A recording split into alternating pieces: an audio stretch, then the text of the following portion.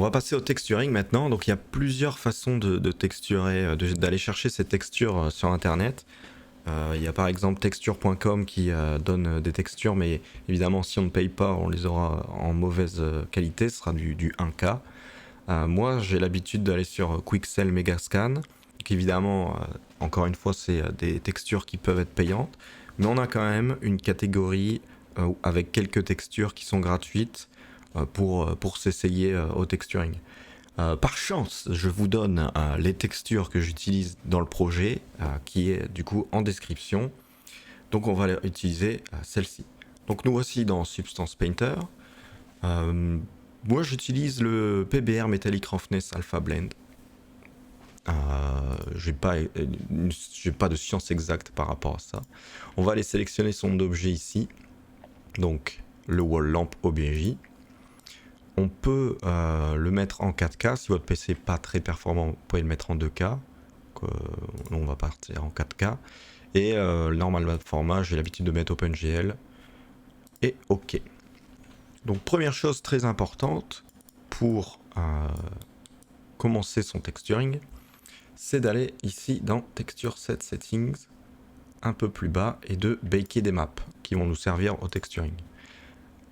Le baking de map, on peut le faire en 2K. Ça sera juste des maps qui vont aider au texturing, ce ne sera pas l'export final. Et on va bake la wordspace normale, l'ambient occlusion, la curvature, la position et la thickness. Vaut mieux trop de maps que pas assez. On n'a pas d'ID différent et ça on s'en sert pas non plus, et le reste non plus. En général, quand je fais du baking de map, j'utilise cela. Voilà, on bake selected textures. Et une fois que c'est fini, ok, on a nos textures bakées. Alors à quoi ça ressemble par exemple les mesh maps.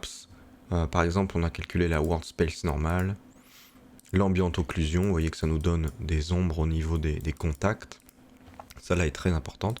La curvature est assez importante aussi, c'est celle qui va nous déterminer où sont les edges qui sont un peu durs comme ça grâce au bevel. La position pourrait servir mais pas dans notre cas. Voilà. Donc on peut revenir en matériel. Pour les raccourcis, C, ça sera pour aller de map en map, base color, height, roughness, metallic, normal. Et M pour revenir au matériel. Ça je vais sûrement m'en servir. Donc on va commencer par la texture du mur. Donc avec les textures que je vous ai données dans le projet, on va prendre par exemple le concrete damage. On va prendre les 3 maps de notre dossier et on va les drag and drop ici là-dedans. On va sélectionner ces 3 maps avec Mage. On va leur dire c'est de la texture. Et alors ici, importe les ressources soit dans votre librairie complète, je vais vous montrer où elle est, soit dans la current session, ça veut dire que à mon avis si vous fermez Substance, les maps vont disparaître, ou dans votre projet, si vous sauvegardez votre projet. Bon, je vais le mettre dans librairie MyAssets.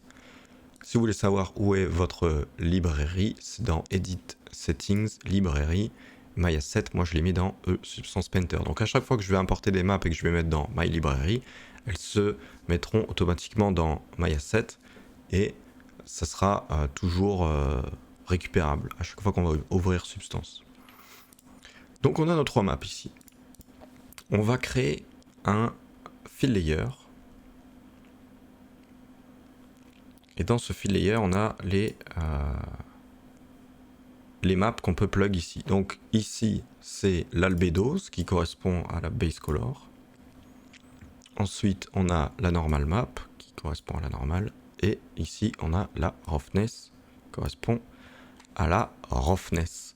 On va pas utiliser ni de height, ni d'opacity, ni d'émission. Au final, si vous l'opacity, bon, évidemment, c'est des maps d'opacité plus ou moins fortes. Et l'émission, c'est une map qui va faire que ça éclaire, qu'un mesh peut éclairer. Si on n'a pas besoin de ces maps et qu'on ne veut pas se faire chier à les décocher, on peut aller dans Texture Set Settings. Et ici, elles sont là, Emissive, Opacity, ça c'est vos maps, c'est votre channel. On peut carrément les dégager. On peut même dégager si on veut la height parce qu'on va pas s'en servir. On va la laisser, elle nous embête pas plus que ça. Ok, donc là, j'ai fait un fill layer, ça marche un peu comme Photoshop. Ça veut dire que ça va s'appliquer sur tout le modèle. Pour l'instant, on va travailler sur ce fill layer, on va le mettre en triplanar. C'est toujours mieux, c'est toujours plus ou moins mieux que les UV, ça dépend ce que vous voulez faire, mais généralement je bosse en triplanar, donc c'est une projection sur 3 axes. Et évidemment, on veut pas que ce shader aille sur la lampe, on veut juste que ça aille sur le mur. Donc on peut sélectionner ça, on va l'appeler Concrete Damage pour qu'on s'y retrouve plus tard. On peut faire CTRL G pour dire que ça se met dans un groupe. Et ça, on va l'appeler Wall.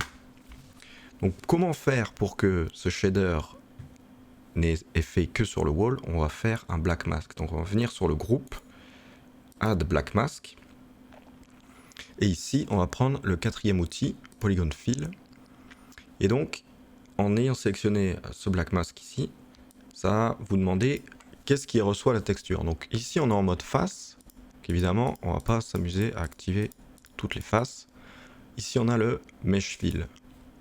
Si on clique, comme le mesh, le plane était lui-même un mesh à part entière, ça va sélectionner le mesh. Donc là, tout ce qui est en dessous de ce dossier wall n'agira que sur le wall qu'on a sélectionné. Si on veut voir à quoi ressemble le masque, on peut faire Alt, clic gauche. Ce qui est en blanc est affecté, ce qui est en noir ne l'est pas. Pour revenir, on clique ici. Donc voilà. Là, mon Concrete Damage est sur mon wall, tout va bien. On voudrait rajouter éventuellement quelque chose d'un peu plus différent pour pas avoir une seule texture. Donc, on va rajouter un fill layer. On va prendre le Concrete Rough que je vous ai donné également. On va dire que c'est de la texture. On va l'importer à ma librairie. Elles sont là. Ici, même process. La color dans la base color. La normale ici. Et la roughness ici. Donc là, le problème, c'est que mon Concrete Rough, il passe au-dessus de mon Concrete Damage. Donc déjà, on va le passer en triplanar, comme d'habitude. Si le scale est trop grand, on peut jouer avec le tiling. Mais évidemment, il ne faut pas que ça se répète comme ça, sinon c'est cramé. On va prendre quelque chose d'un peu gros. Quelque chose comme 2. Et on veut évidemment pas que ça recouvre tout. Donc, sur ce fill layer qui s'appelle Concrete Rough, on va lui dire tu agis mais qu'à certains endroits. Donc on va lui faire un clic droit, Black Mask. Et donc, évidemment, le masque est noir, donc ça n'agit nulle part. Donc ici, on peut faire un clic droit sur le Black Mask et on peut ajouter un générateur. Générateur, par exemple, de Dirt, de Dripping Rust ou de curvature qui est là, mais dans ce cas-là, ça ne servira pas. On peut mettre Dripping Rust. Donc là, si on veut voir à quoi ressemble ce masque qui a été créé de Dripping Rust, on peut faire Alt-clic sur le masque, Alt-clic gauche, et on voit à quoi ça ressemble. Donc ce qui est blanc, c'est ce qui va agir, ce qui est noir ne va pas agir. Donc là, vous voyez que au niveau de ce matériau-là, on a quelque chose qui vient d'arriver. Évidemment, après, on peut jouer avec ce truc-là pour dire je veux plus de rust. Est-ce que je veux que ce soit plus contrasté? Ça, c'est l'intensité des gouttelettes. Et c'est intéressant de faire des avant-après pour voir à quoi ça ressemble. Même regarder le masque. Si le masque est trop blanc, on peut même travailler à partir en visualisant le masque. Clique ici pour revenir. Et si jamais on voulait quelque chose d'un peu plus sombre, par exemple, on pourrait faire un clic droit sur le shader, pas sur le masque, sur le shader.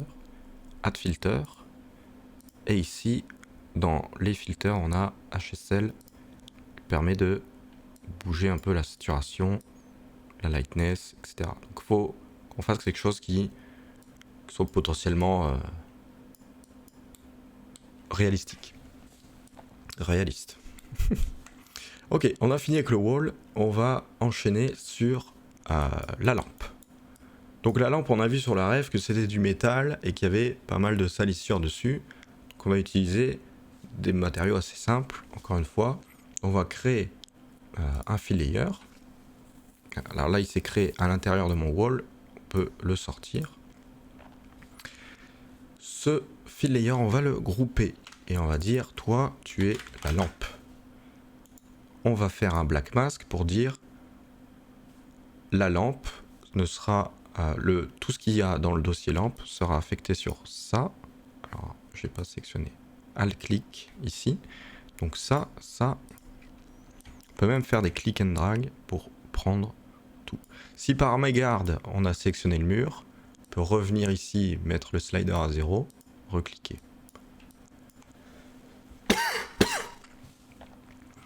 Ok, on revient sur notre shader. Là, on va créer un matériau de base de métal. Ça va être assez simple.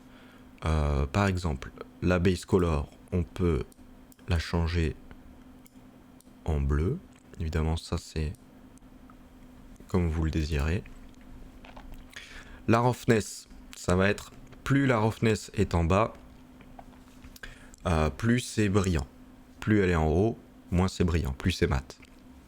La métallique, c'est un peu pareil, mais ça va vous donner un côté beaucoup plus métallique, comme de l'or ou de l'acier. Donc si la métallique est à 0, ça va être moins brillant, moins métallique. Ça va de soi. Donc on va jouer un peu avec ça. Donc par exemple, ici, si on descend la roughness et qu'on monte la métallique, vous voyez que ça reflète bien mieux l'environnement autour. Si on veut bouger l'environnement, le lighting, on peut faire mage clic droit et rester enfoncé sur clic droit et mage, et on peut tourner comme ça. Donc là on voit que c'est quand même pas mal métallique. Vous voyez que si je monte la roughness, ça va être beaucoup plus mat. Si la roughness est à 0, ça réfléchit parfaitement. Donc on va mettre un peu de roughness évidemment. Notre métal n'est pas brillant comme ça. Et si la métallique est à 0, ça fait un peu comme du plastique. Voilà, donc métallique, comme ça à peu près, quelque chose de brillant. Et là on va rajouter toute la salissure qui est par-dessus. Donc je vous ai donné 3 maps, Metal Corroded, qu'on va les importer en texture dans ma librairie. On va créer un fill layer parce que ce sera un shader de Metal Corroded. Comme d'habitude, on met la base color ici, la normale, la roughness, et on vient le mettre ici en triplanar. Voilà, donc là, le problème c'est que, évidemment, ça passe par-dessus tout, parce qu'il n'y a pas de black mask. Donc on va venir mettre un black mask, et dans ce black mask là, on peut faire un générateur, par exemple, de dirt. Donc là, grâce à nos maps qu'on a calculées avant, curvature, imposition, etc., ça va venir nous faire quelque chose d'assez réaliste en termes de salissure. Évidemment, avec la dirt, on peut utiliser le triplanar ici, ça va nous aider. Et on peut changer le level de la dirt en fonction de ce qu'on a envie d'avoir. Dirt contraste, pour avoir quelque chose de bien usé, bien net. Grunge amande, vous pouvez jouer avec ces paramètres. Et ce qui va être important de checker à la fin, c'est nos maps une par une. Je vais vous expliquer ça. Voilà, par exemple, on va partir là-dessus. Donc là, c'est important de voir ces maps une par une. Avec C, donc on va commencer par la base color. Donc, la base color semble OK. C'est là qu'on peut checker si tout va bien. La 8, on s'en sert pas. La roughness, donc, je disais la roughness, si c'est blanc, c'est mat. Si c'est noir, ça brille. là on va voir que évidemment entre, là je vais switch avec M et C. Sur mon matériel, ici c'est brillant parce que ma roughness est noire. Ensuite la métallique, c'est l'inverse. Si la métallique est blanche, ça reflète. Si elle est noire, ça reflète pas. La normal map. Et on peut revenir sur mon matériel. Donc les maps ont l'air de bien fonctionner. De toute façon, si dans le viewport ça fonctionne, ça devrait fonctionner sur Maya. Si on veut un petit aperçu dans Substance, on peut mettre sa cam comme ça et appuyer sur le petit rendering. On va avoir une preview, si on veut, de à quoi va ressembler notre texturing. On peut voir si s'il réagit bien, si le métal est brillant, etc., etc. Ok. Maintenant, on va procéder à l'export. Ça va être assez simple. On va aller dans File Export Texture. Ici, on va aller choisir notre dossier d'export. Moi, c'est dans Lampe. On va le mettre dans Source Image. On peut créer un nouveau dossier et l'appeler Export 1. Voilà. Et ici, on va venir sélectionner le Arnold AI standard. On peut mettre en PNG 8 bits. Ça va fonctionner. Ce ne sera pas la meilleure qualité, mais pour ce projet, on peut mettre en PNG 8 bits. Ça, c'est bon, ça, c'est bon. Ici, en cliquant ici, on peut sélectionner les maps qui nous intéressent. Donc ça, c'est l'émissive, on voit pas bien, mais ça, c'est l'émissive, on n'en veut pas. Ça, c'est la 8, on n'en veut pas. La normale, la metalness. Ah, ça, c'est la roughness. Metalness, color. On va juste avoir besoin de ces 4 maps. Et une fois que ça c'est fait, on peut exporter. L'export est terminé. On se voit dans la prochaine vidéo pour faire le rendering sur Arnold.